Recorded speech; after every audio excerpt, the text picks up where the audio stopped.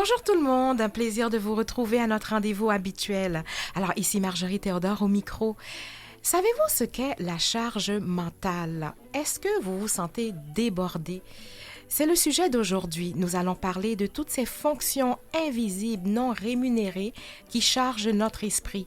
La charge mentale fait que non seulement on se couche crevé, mais aussi la tête pleine d'une liste interminable d'éléments pas encore cochés.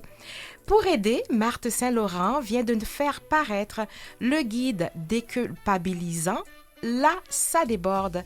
Comment gérer notre charge mentale? L'auteur en connaît un bout sur la charge mentale. Elle l'a vécu, l'a décortiqué, a recueilli des témoignages de femmes de toutes les générations. Et depuis quelques années, elle expérimente aussi la décharge mentale grâce à son conjoint Bruno Réville.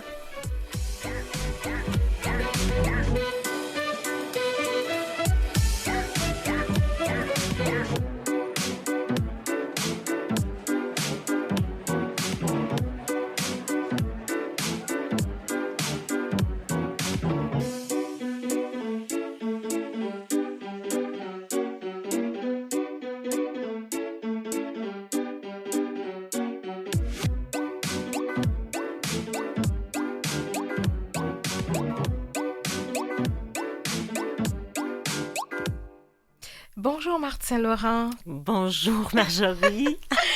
Alors, comment vas-tu? Ben, je vais très bien. Ouais. Vraiment, oui. Ouais. Écoute, je suis vraiment contente. Ça fait la deuxième fois que j'étais au micro. C'est vrai. Tu te souviens, la première Oui. fois, c'était parce que tu quittais justement l'antenne de Canal M avec l'émission Terre de Femmes, Oui. que je reprenais par Vivement les femmes. Mhm. Et j'avais voulu la première invitée t'avoir. Et là, maintenant, on t'a une deuxième fois et accompagné de ton conjoint Bruno Réville, qui aussi fait partie de de ce dont on va parler aujourd'hui. Mhm, absolument. Alors, bienvenue. Merci beaucoup Marjorie. Bien oui, C'est un plaisir d'être ici. ça fait vraiment plaisir aussi. Et Bruno Réville, bonjour. Bonjour Marjorie. Bienvenue à Vivant les femmes. Merci. Alors, Bruno, d'habitude, on n'a pas d'homme au micro. Par contre, C'est un scandale. non, c'est vraiment un scandale, mais on le choisit. Mais les hommes qui accompagnent les femmes pour justement leur permettre aussi d'atteindre leurs rêves, sont bienvenus en couple à Vivement les femmes. C'est un plaisir. On va avoir une belle heure ensemble. Mhm. Donc, Marthe, alors on est là pour parler de ton 22e livre. Oui. Et ce livre s'intitule « Là, ça déborde. Comment gérer notre charge mentale au quotidien ?» Avant de te demander pourquoi sur la charge mentale, ce que je voudrais quand même souligner, c'est que ce livre a été vraiment bien écrit. Lorsque je dis bien écrit, il est aussi épuré. Avec du rouge et de l'écriture en noir. C'est bizarre. Quand je le lisais, c'était comme un peu... comme si on avait aussi... t'avais pensé à une décharge mentale dans l'écriture. Je sais pas si...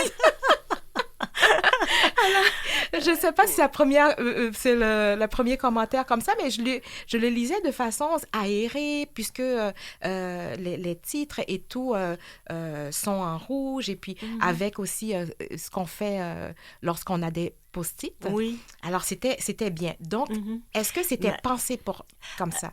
En fait, Marjorie, j'ai écrit ce livre-là avec ce thème-là. C'était une proposition de mon éditrice. OK. Qui m'a dit, Marthe, t'aurais envie d'écrire sur la charge mentale? Et j'y ai pensé, puis j'ai dit oui, pourquoi pas? En fait, je l'ai vécu très longtemps. Et avec ma fille, pendant que j'étais journaliste, que j'étais éditrice, donc j'ai vécu la charge mentale. C'est vrai qu'aujourd'hui, je ne la vis plus ou très peu, mais je l'ai vécu. Je me suis dit, oui, je suis capable de traiter de ce sujet-là.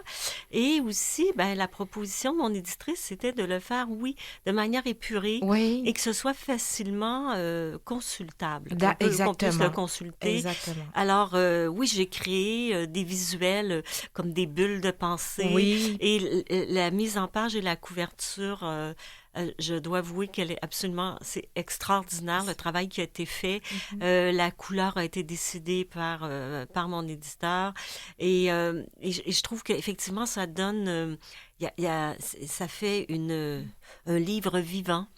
On l'ouvre, on voit immédiatement les bulles de pensée, comme tu disais, les titres. Donc, il y a quelque chose d'aéré, il y a quelque chose vraiment typique du guide pratique. C'est-à-dire, je veux des solutions, tiens, là, je vais là, je veux faire des exercices, Alors, c'est vraiment un guide qui est, je dirais, agréable à consulter, ce qui enlève le côté un peu aride du sujet. Exactement. Donc, j'ai essayé de le rendre léger, de rendre ce sujet-là léger dans la mesure où c'est possible. Tout à fait. Et comme c'est léger, tout ça, on a conscience de ça, c'est que ça nous fait prendre conscience aussi de notre propre charge mentale par des exemples et puis par ce que tu décris au moment où on le lit. Alors, donc, avec tout ça, Marthe, quels sont les différents types de charge mentale? Ben, en fait, il y a ce que je me suis aperçue en rédigeant ça, en faisant des recherches, c'est-à-dire qu'à tous les âges, il y a une charge mentale. Parce que souvent, quand on parle de la charge mentale, surtout en France, il y a beaucoup de livres, beaucoup. Il y a plus de livres qu'ici, en fait, il y en a à peu près pas au Québec, des livres sur la charge mentale, mais c'est toujours concentré sur les femmes qui ont une carrière souvent monoparentale ou en tout cas responsable des enfants dans la trentaine. Donc, c'est vrai qu'à cet âge-là, il y a une charge mentale qui est vraiment à son apogée. Oui. Parce que tout est à faire. Souvent, on est en plein démarrage de carrière où on est en train de faire nos preuves pour accéder à des postes. Et puis, il y a les enfants. Et donc, c'est vrai que la charge mentale est concentrée dans ce groupe d'âge-là. Sauf que les femmes de 20 ans ont aussi une charge mentale qui est celle on quitte souvent la maison des parents. On quitte l'université parce qu'on a terminé notre formation. Après, c'est l'arrivée sur le marché du travail. Parfois, c'est un conjoint. On s'installe avec lui. Donc, il y a quand même des débuts, des fins et des deuils, des débuts, des commencements qui pèsent quand même dans l'esprit de la femme. On parle aussi de la contraception, qu'on parle très peu. Oui. Donc, c'est tout ça. À chaque âge, il y a une charge mentale. Après, quand on arrive à la retraite, il faut penser à nos finances. Parfois, on a des problèmes de santé, les problèmes de santé de nos parents ou parfois de notre conjoint. Donc, et souvent, les femmes vont prendre sur eux la responsabilité des petits-enfants pour soulager les enfants. Donc, ce qu'on a fait dans la trentaine, si on n'était pas consciente, on va le reproduire avec les petits-enfants. Donc, à tout âge, il y a une charge mentale. Il y a une charge mentale, d'accord. Oui.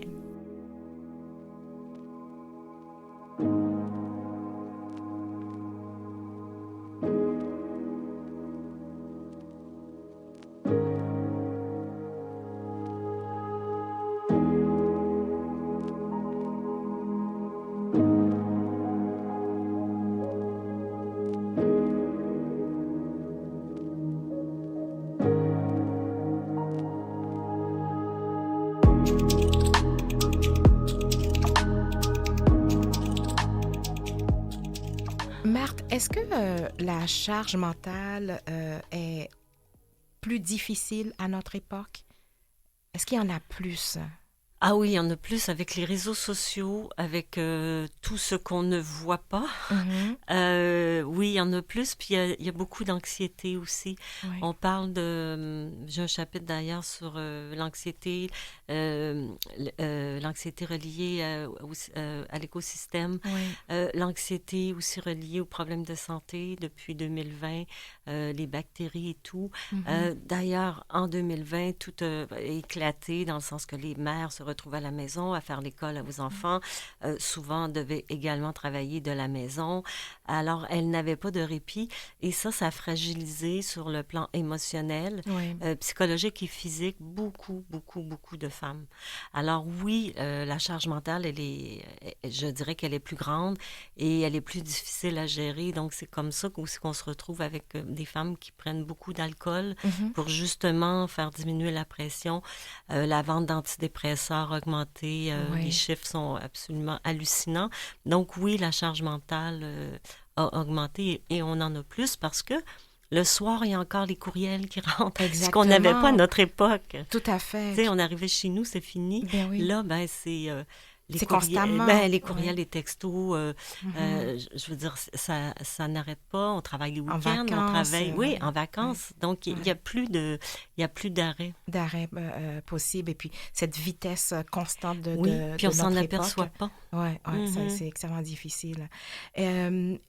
Est-ce que ça m'amène à poser cette question? Est-ce que les stéréotypes rendent la charge mentale plus élevée chez la femme que chez l'homme? Oui, ben c'est pas un stéréotype, c'est vraiment une réalité. Ah ouais, c'est... OK. Oui, oui, oui. Avec les statistiques, je les ai pas en tête, Mhm. malheureusement, mais avec les statistiques, oui, c'est les femmes qui ont la charge mentale beaucoup plus élevée. Pour toutes sortes de raisons. Parce qu'on a Ouais. eu des modèles, on a eu nos mères, on a eu nos grands-mères, donc ça se perpétue d'une génération à l'autre. On prend pas le temps non plus de se poser de questions. On est habitué aussi de prendre tout en charge, Ouais. le bien-être, que ce soit à la maison ou que ce soit au bureau. Donc, on en prend, jusqu'à temps qu'on soit épuisé. Mhm. Donc, bon, comme une psychologue qui disait, tu sais, le système fonctionne bien, donc la femme en prend beaucoup, l'homme n'a pas besoin d'en faire trop. Ouais. Tu sais, c'est fait. Mhm. Donc, il va pas dire non, laisse faire, je vais le faire. Tu sais. Donc, il y a le système, tant que nous, les femmes, on dit pas c'est assez, Ouais. ben, le système fonctionne, ça roule, et puis on y va. Tu sais, c'est comme, c'est pas, je pense pas qu'il y a pas de mauvaise foi dans tout ça, c'est juste de mauvaises habitudes, Ouais, ouais. de reproduire ce qu'on a connu, ce qu'on a vu, ce qu'on a observé, jusqu'à temps qu'on s'épuise. C'est ça. Et puis, dans ton livre aussi, tu disais que c'était important de dire, de déclarer Oui. cette charge mentale-là. De déléguer, hein. De Ouais, déléguer, mais même si on a le temps. Même si on Ouais. a le temps de déléguer, de demander. Puis c'est Mhm. vrai qu'il y a beaucoup de femmes qui disent, mais pourquoi c'est moi qu'il faut qu'il demande? Pourquoi qu'il ne s'offre pas? Mhm. Mais c'est là la grande question. Si lui n'est pas débordé, tu sais, il n'en parlera pas. En fait, c'est la personne qui veut changer les choses Ouais. qui doit, malheureusement, c'est comme ça, qui doit en parler. Mhm. Donc, il faut le dire, ça, je veux plus le faire, ça, je suis fatiguée, ou ça, j'aime pas ça faire ça, veux-tu le faire? Tu sais, Ouais. puis déléguer. Puis, il y a eu beaucoup de sondages qui disaient la femme, c'est pas tellement le problème de déléguer qui fait mal, c'est de lâcher le dossier. C'est-à-dire, je te demande de faire ça, mais je vais pas aller voir, savoir comment c'est fait, si C'est tu fais à ça. mon goût ou pas. Ouais, ouais. Donc, en fait, le problème est comme un peu là.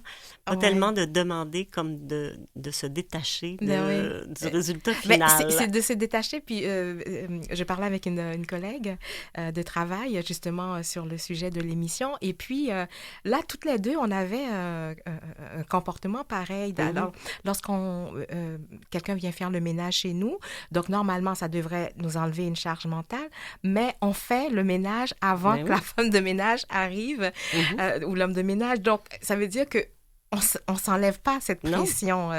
C'est ce que Bruno fait, hein? Ah oui, C'est ce que Bruno fait. ben oui. Ouais, il fait le ménage avant que la dame de ménage vienne. Ah bon, alors c'est la même chose, Alors, Bruno. je fais pas le ménage en entier. Oui. En fait, il y a certaines choses dans la maison qui sont mieux faites à mon goût Oui, que par la femme de ménage. Ok. Donc, Plus à c'est- ton goût. oui, j'ai bien dit à mon goût, je suis honnête. c'est ça, ouais. Donc c'est vrai que il y a certaines choses dans la cuisine entre autres où j'aime bien que mes affaires comme j'adore cuisiner, ben, j'aime bien m'y retrouver quoi. Il faut que ça soit propre. Voilà. Ouais, voilà. Donc, alors, on en fait un peu plus avant, Oui. mais ça n'enlève pas la pression finalement. Alors, ça vient de comportement aussi Oui, absolument. qu'on a. Marthe, est-ce que lorsque tu écrivais ton livre, est-ce que au fur et à mesure, tu prenais conscience de ta charge mentale ou la charge que tu avais avant Ah oui, d'être avec Bruno? Oui. En fait, j'ai pris beaucoup de... Il y a eu beaucoup de prise de conscience. Ouais. Aussi beaucoup sur... puis ça, c'est un truc qu'on parle pas beaucoup, Marjorie, Mhm. des finances. Oui. Les finances des femmes. Oui. Comme les femmes prennent souvent congé, que ce soit congé de maternité, congé de maladie, ou du temps partiel pour s'occuper des enfants, elles se retrouvent à l'âge de la retraite et elles n'ont pas beaucoup d'argent. Et ça, on commence à en parler.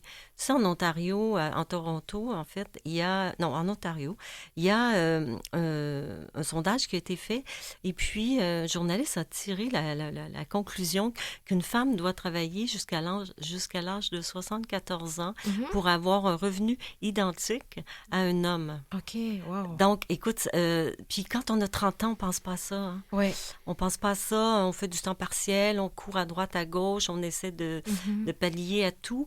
Mais quand on arrive à l'âge de la retraite, on regarde en fait ce à quoi on a droit et c'est vraiment à pleurer. Donc, il y a ce côté-là que moi, j'ai compris en faisant le livre. Je me suis dit, oui, souvent, j'étais à contrat, souvent, j'étais en 2 emplois ou du temps partiel.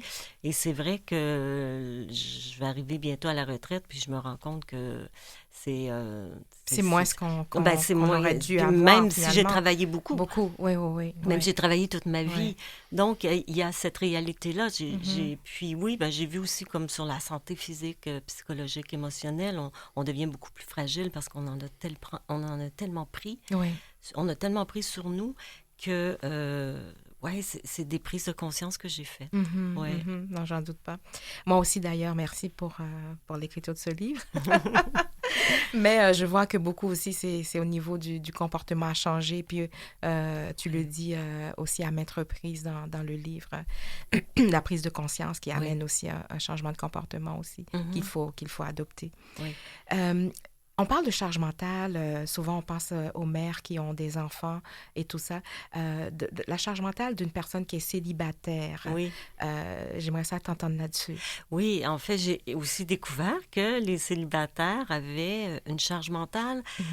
On peut parler de célibataires, c'est-à-dire... avec des enfants ou célibataires sans enfants, sans conjoint aussi. Oui, exactement. Mais c'est souvent ces femmes-là qui vont se retrouver responsables des parents âgés ou qui vont garder les enfants des amis ou qui vont faire du temps supplémentaire au travail parce que... Donc, ce sont souvent des femmes qui se retrouvent obligées à combler les vides de celles qui sont débordées autour. Oui. Et souvent, elles-mêmes culpabilisent et se disent, je ne peux pas lui dire non, dans le fond. Moi, tu sais, je vais arriver chez moi, je vais pouvoir me reposer, j'aurai pas 3 enfants à prendre soin et tout. Donc, il y a aussi cette incapacité-là. Puis ça, c'est pour toutes les femmes à dire non. Oui. On a de la difficulté à dire non. En effet. On n'avait pas le droit quand on était jeune de dire non. Il fallait être obéissant. Donc, on arrive à l'âge adulte, on a de la difficulté à dire non. On veut être aimé. On se dit, si ça m'arrivait à moi, j'aimerais ça qu'on m'aide. Puis bon, on sait que souvent, ça nous arrive à nous. Puis, il n'y a pas nécessairement quelqu'un pour nous aider. Mais il y a tout ce discours-là qui est lié carrément à la culpabilité. Donc, si moi, j'avais besoin, j'aimerais ça qu'on m'aide, alors... Et là, on ne cherche pas à savoir est-ce que je suis fatiguée.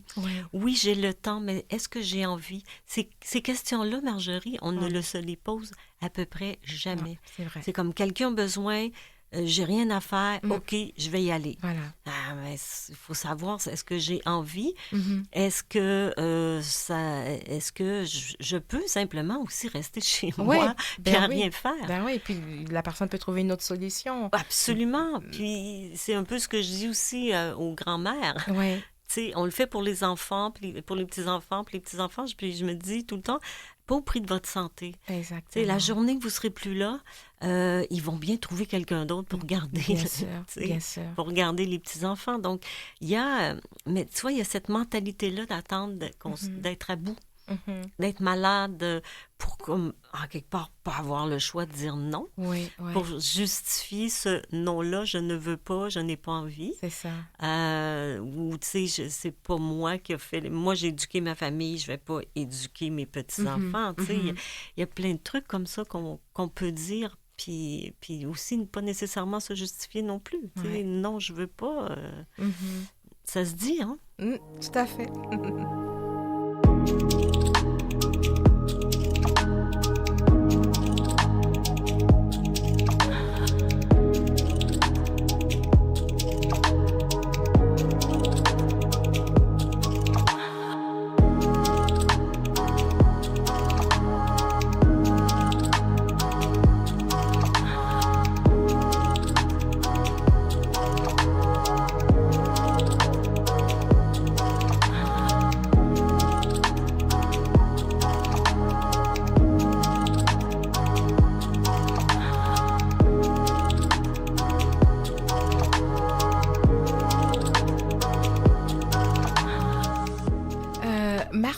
connu après la pandémie liée au COVID, tout le phénomène du télétravail. Est-ce que selon toi, ça a diminué à la charge mentale? Ah non, ça a augmenté. Ah oui, OK. Ça a augmenté parce que en même temps que tu travailles, tu fais une petite brassée de linge, tu ramasses un ci, tu ramasses un ça, OK. et là, tu sors plus du bureau, donc ton bureau devient ta maison. Alors, ouais, beaucoup de femmes m'ont dit, ben moi, je travaillais plus au bout du compte. Ah ouais, OK, Ouais, d'accord. donc tu vas conduire les enfants à l'école, tu reviens, tu t'installes, finalement tu manges devant ton C'est ordi. vrai, oui. Tu sais, donc il y a pas de... Puis il y a beaucoup de femmes qui n'avaient pas l'espace pour se dire, je fais un bureau. Tu sais, sur le plan matériel, je coupe. Oui. Donc, elles travaillent souvent sur la table de salle à dîner. Donc, il y a pas de coupure, il n'y a pas d'arrêt. Quand les enfants sont couchés, on reprend.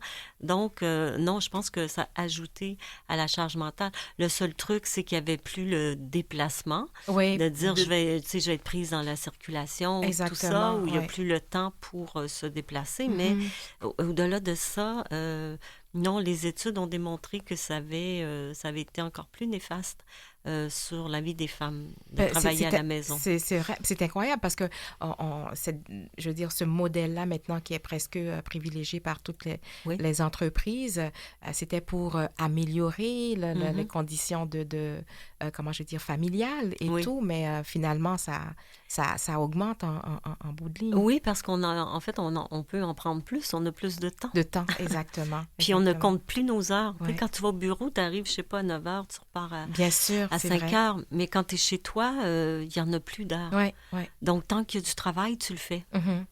Non, tout à Et fait. c'est là le danger. Tout à fait, tout à fait. Tu sais, le samedi matin, tu sors un petit dossier, t'en fais, Ah puis oui? tu vois pas la différence parce que tu es tout le temps chez toi, de toute façon. Exactement. Ouais, non, c'est un fait. On voit aussi tout le phénomène de prendre soin de nos aînés.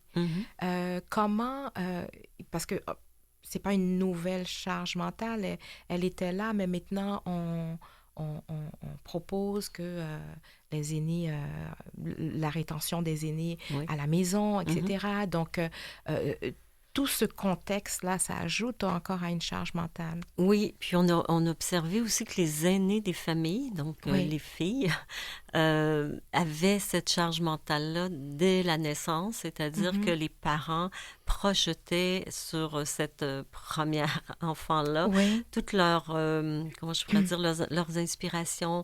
Puis tu sais, c'est pas rare qu'on entendait, tu sais, t'es la plus vieille, tu sais, laisse-la faire, tu sais, les plus jeunes, la plus vieille qui gardait. Donc, les aînés aussi se retrouvent avec une charge mentale supplémentaire par rapport au reste de la famille et aux parents. Ça, c'est une chose. Après, les parents, oui, il faut en prendre soin, mais il y a toujours l'idée de est-ce que c'est une obligation? Est-ce que moi, ça vient, je dis entre guillemets, brimer ma vie?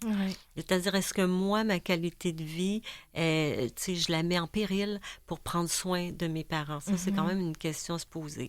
Après, oui, on peut être près de nos parents, mais on peut aussi déléguer. Donc, il y a des travailleurs sociaux, il y a des gens qui peuvent aller faire du ménage. Il y a de l'aide extérieure qui peut ou non, selon les revenus, être fournie par le gouvernement. Il y a d'autres frères et sœurs. Il y a un voisin aussi qui peut prendre.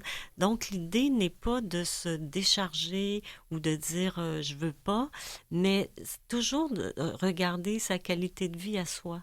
Et si on doit, pendant un moment, 2 mois, 3 mois, 6 mois, aider, être présente, je sais pas s'il y a une maladie, un cancer, des traitements, je ne dis pas qu'il ne faut pas le faire, mais savoir, OK, je le fais pendant tant de temps, pendant tant de mois, mais ma vie, elle va être un peu rock'n'roll, je peux mettre ça en veilleuse, mais je ne rajoute pas ça dans mon agenda. Puis c'est ça le danger qu'on fait. Oui, on peut... c'est le danger qui se produit, c'est que on rajoute des choses, mais on n'enlève rien. On n'enlève rien, c'est ça. Donc, si on veut faire ça, cette bonne action-là, ben il faut couper ailleurs.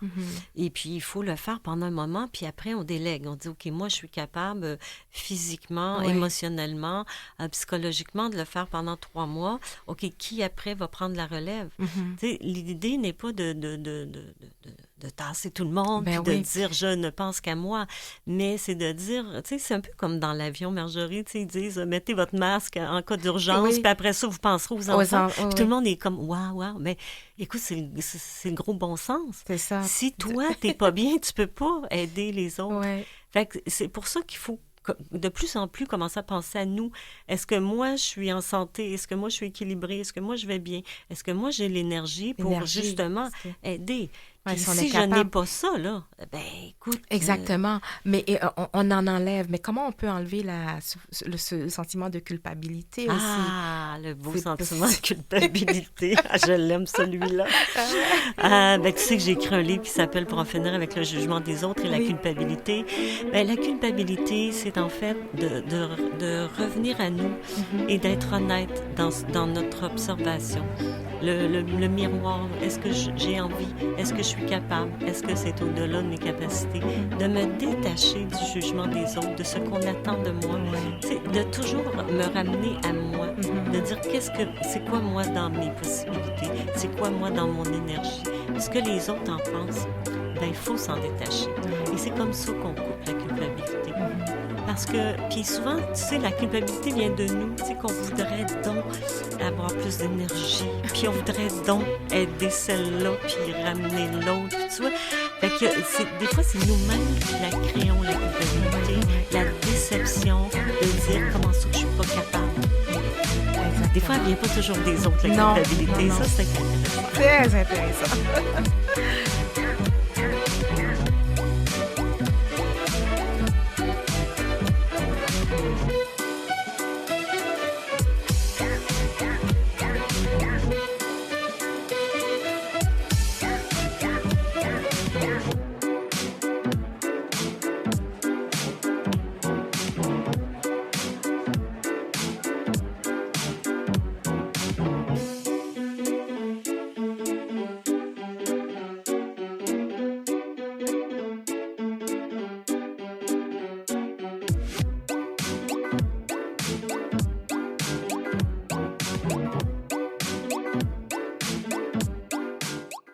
Vous écoutez Vivement les femmes avec Marjorie Théodore. Au micro avec moi, Marthe Saint-Laurent, conférencière, chroniqueuse et auteure, accompagnée de son conjoint Bruno Réville, qui va maintenant nous témoigner de comment, comme conjoint, il a réussi à diminuer la charge mentale de sa conjointe.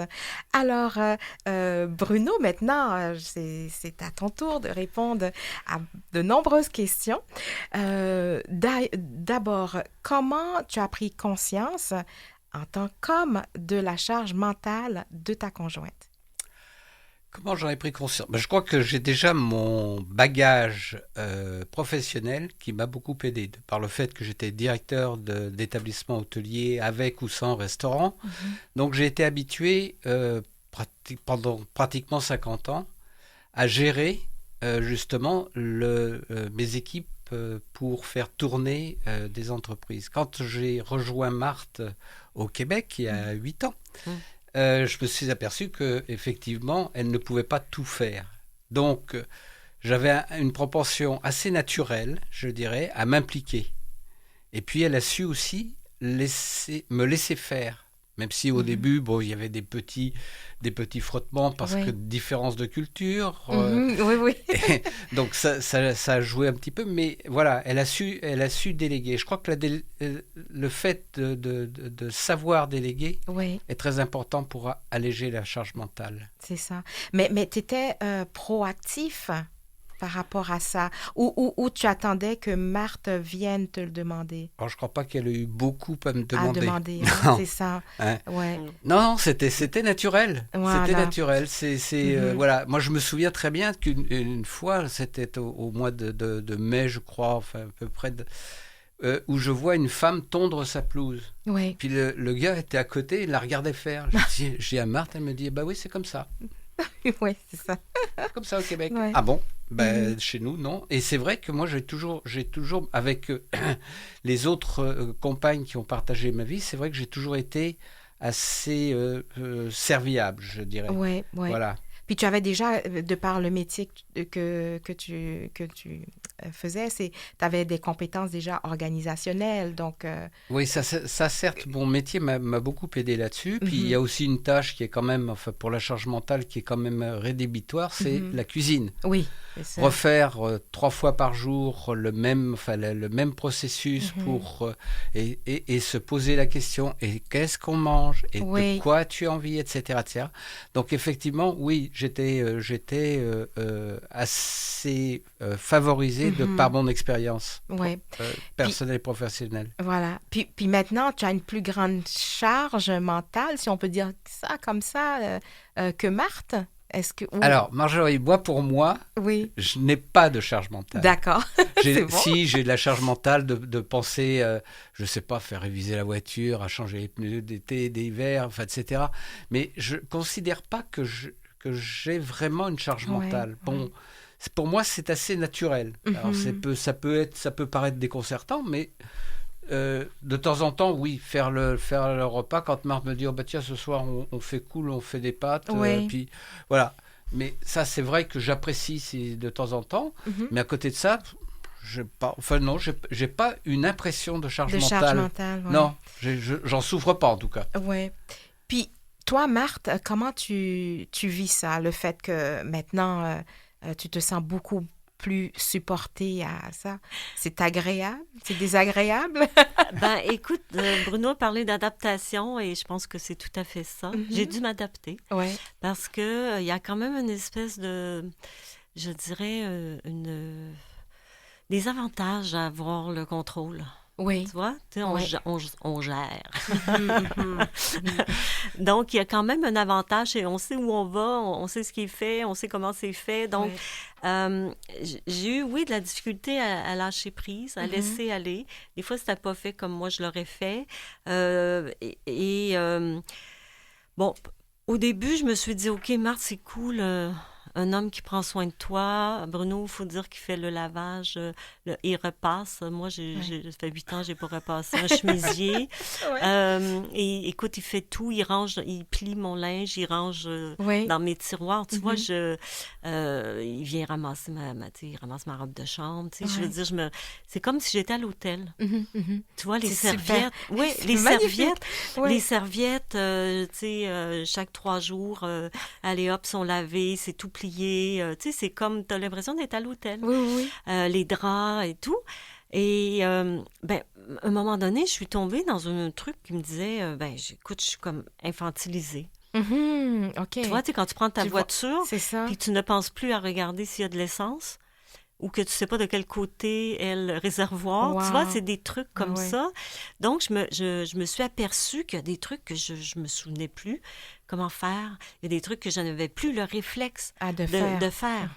Et quand Bruno est parti un mois en France l'année dernière, écoute, à un moment donné, je me suis aperçue qu'il n'y avait plus d'essence dans la voiture. C'est bête comme ça, là. Mais moi, je suis habituée de prendre la voiture et être toujours pleine d'essence. Donc, il y a... j'avoue que certains jours, il y a un côté que je trouve infantilisant, mais en même temps, je me dis, écoute, Marthe, prends ce qu'il y a.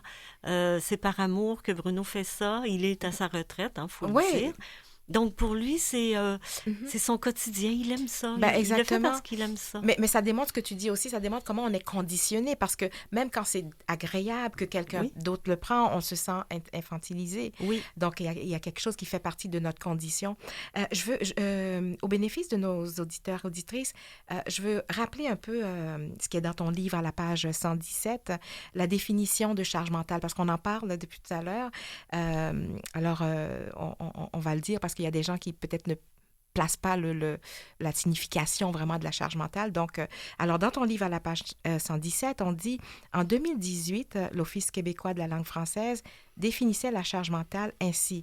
Donc, c'est une sollicitation constante des capacités cognitives et émotionnelles d'une personne liée à la planification, à la gestion, à l'exécution d'une tâche ou d'un ensemble de tâches. Donc, alors, on voit toute la signification là, de la charge mentale. Alors, ce qui fait que, on revient à Bruno, en prenant une bonne partie de l'exécution de cette tâche-là, donc ça t'enlève, toi, une charge mentale.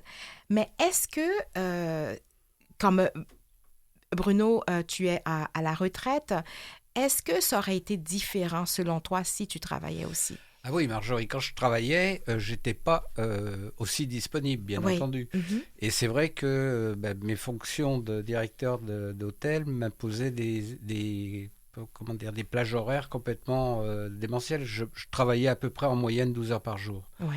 Donc, et certains jours, je dormais que 3 heures dans une nuit parce que ça avait fini très tard, une soirée de détente pour un séminaire, et ça recommençait le lendemain matin avec le petit déjeuner. Donc, j'étais pas aussi disponible. Non, ça c'est sûr. Et je me souviens que la mère de mes enfants, elle, tous les samedis, s'occupait du ménage, du lavage, etc., etc. Alors que moi, j'étais au travail. Oui. Mais après, je dirais, sur les dernières années, j'étais un peu plus disponible parce que il y avait plus l'établissement que je dirigeais n'avait pas de restaurant. OK. Or, la restauration, c'était une mangeuse, ça mange le temps. Ah oui, c'est horrible. Donc là, j'étais un petit peu plus disponible. Et puis, c'est vrai que j'ai goûté au plaisir et aux joies de la retraite. Et là, effectivement, j'étais totalement disponible.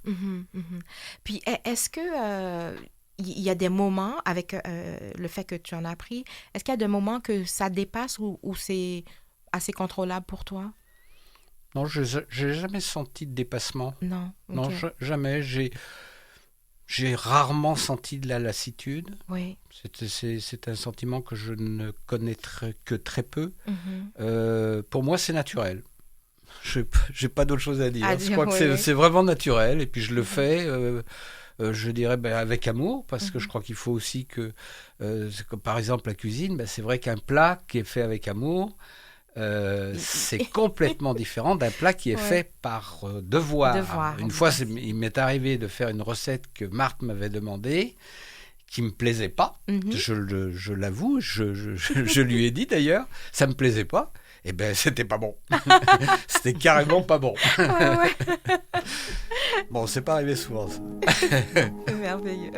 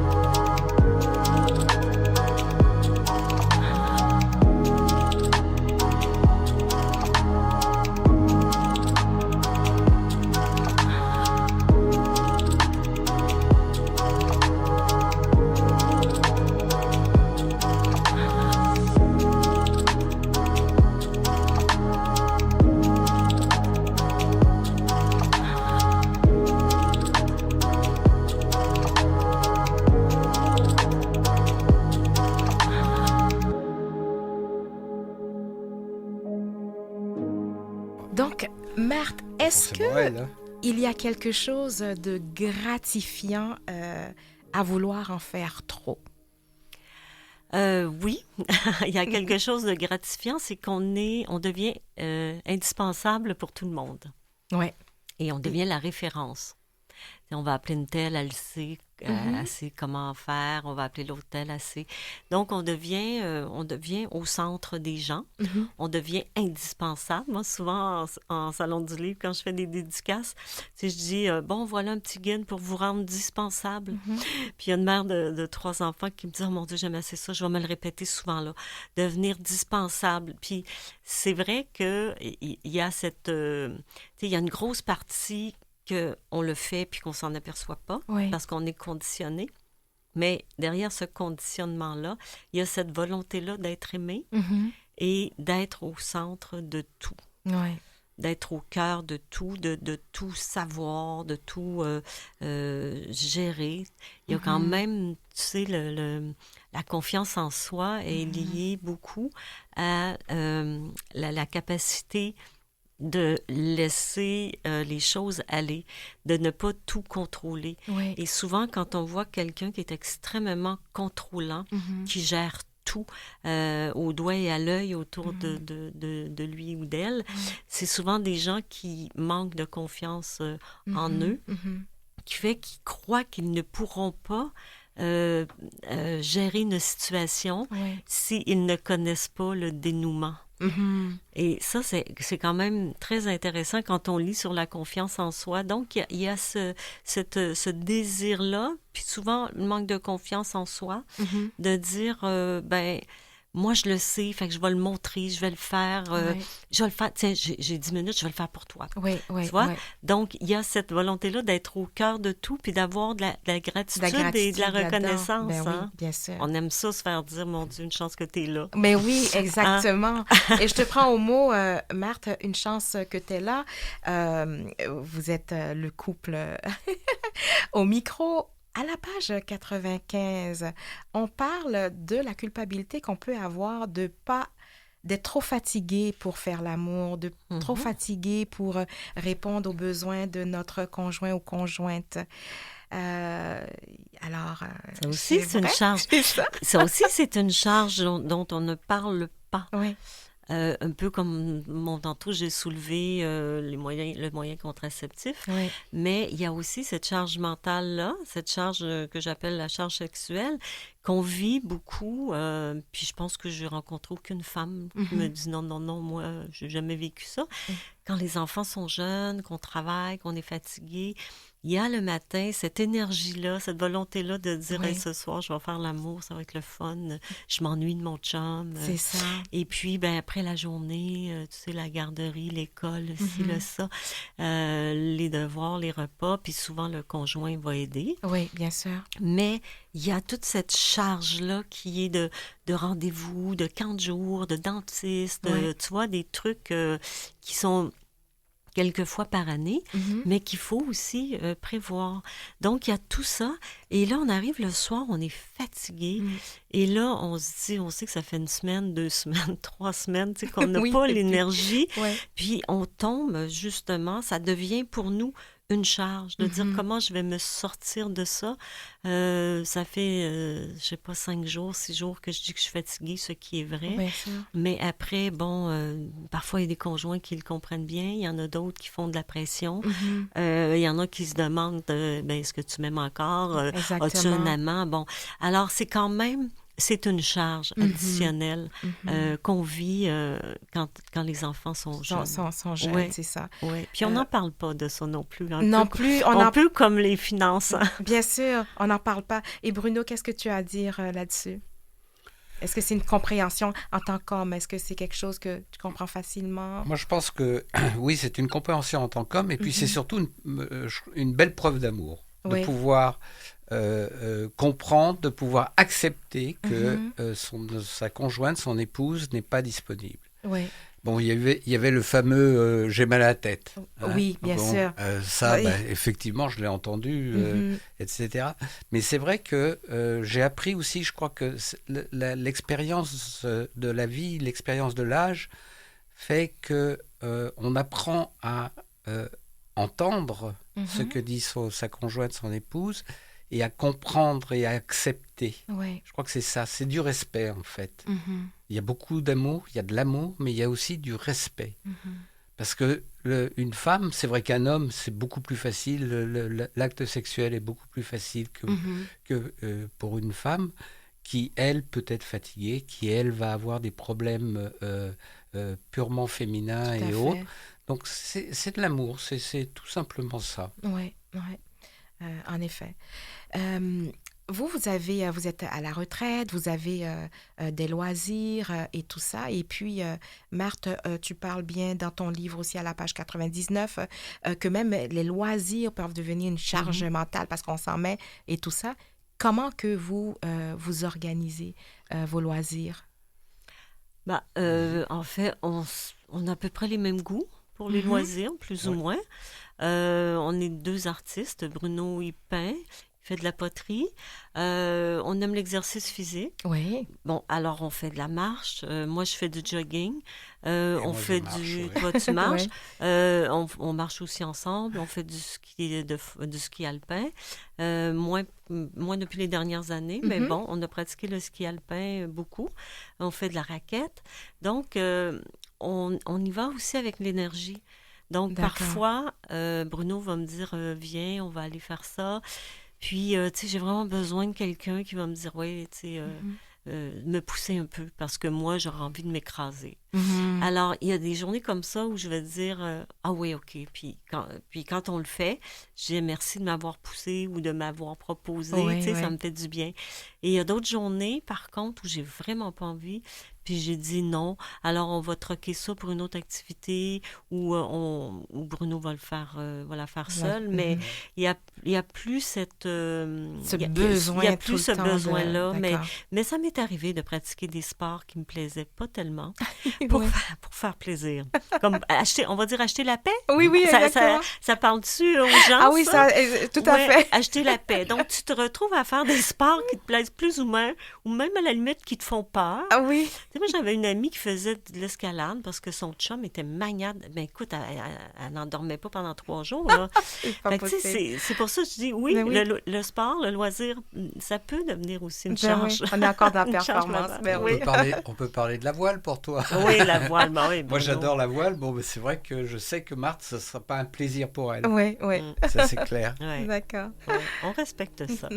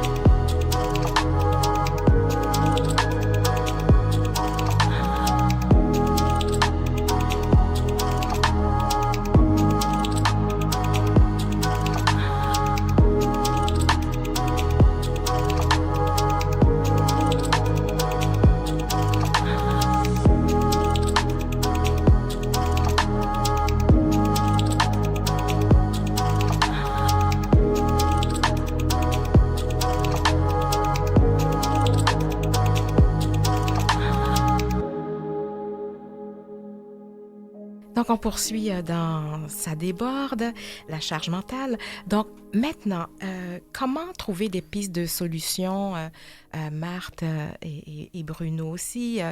Donc, quelles sont les pistes de solutions pour commencer à dire, OK, je vais m'en enlever de cette charge mentale?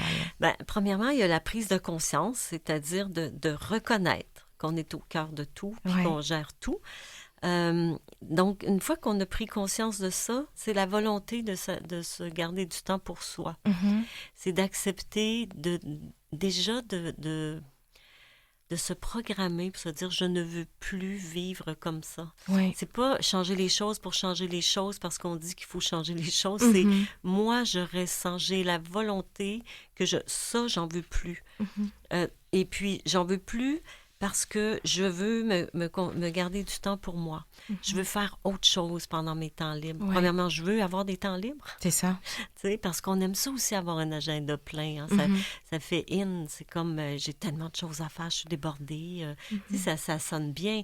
Mais sortir de ce stéréotype-là de faut avoir l'agenda qui déborde, puis toujours avoir quelque chose à faire pour montrer qu'on est dedans, puis qu'on est bien intéressante, puis qu'on a une vie très remplie. Donc, sortir de ça, reconnaître qu'on en a trop, Oui. en déléguer. le dire, on donne. Puis quand les enfants sont en âge, Marjorie, Oui. on peut-tu leur laisser faire? Tu sais, on leur donne des tâches, puis on les responsabilise. Oui. Donc, Et moi? je pense qu'il faut, pour changer les choses, il faut avoir la volonté de les changer. Ah, je Et il vois. faut comprendre aussi l'importance de les changer. C'est en se projetant dans l'avenir, en se projetant dans une possible maladie, en Tout se à fait. projetant dans les conséquences de cette charge mentale-là. Exactement, exactement. D'ailleurs, dans à page 114 de ton livre, il y a certaines pistes pour trouver. Donc, détache-toi lentement des obligations quotidiennes et non vitales.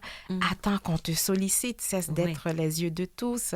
Concentre-toi davantage sur tes besoins au lieu de ceux des autres. Donc, il y a une belle série ici là, que j'invite les gens à lire parce que c'est des choses qu'on fait puis qui sont dans notre, comment on dit, modus operandi, c'est-à-dire on le fait.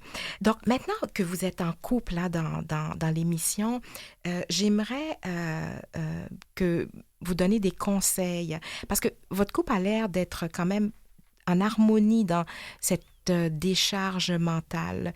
Comment un couple qui voudrait maintenant se décharger mentalement, quels seraient les conseils? Alors, Bruno, qui a l'air d'être maintenant très habile là-dessus, ce serait quoi, Bruno? Pour moi, la première des choses, c'est de savoir déléguer. Oui. Tout le monde est capable de faire un lavage, de faire l'épicerie, etc. Donc vraiment savoir déléguer. Puis je me souviens au Salon du Livre c'était Edmundston, Salon du Livre, sur une table ronde, une des intervenantes a dit accepter de faire rien. Ouais. Ah oui. Non pas de ne rien faire, mais de faire rien. Ouais. Et je me souviens une fois, Marthe était sur le divan, face au feu de foyer, et puis je lui dis, qu'est-ce que tu fais? Rien. Comment ça, rien? C'était une des premières fois où je la voyais s'autoriser à ne rien faire. À ne rien faire. Pas de télé, pas de musique, pas de livre, rien. Exactement. Juste rester assise à ne rien faire. C'est ça. Moi, je pense qu'il faut que la programmation des femmes change.